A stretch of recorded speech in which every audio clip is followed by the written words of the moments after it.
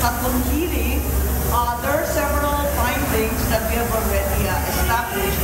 And firstly, that the arrest and transport of former President Rodrigo Duterte to the ICC is apparently politically motivated.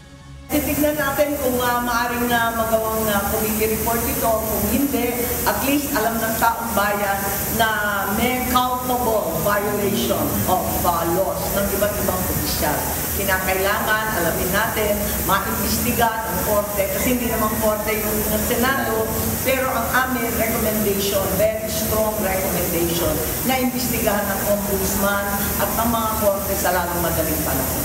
Politically motivated ang pag-aresto kay former President Rodrigo Duterte.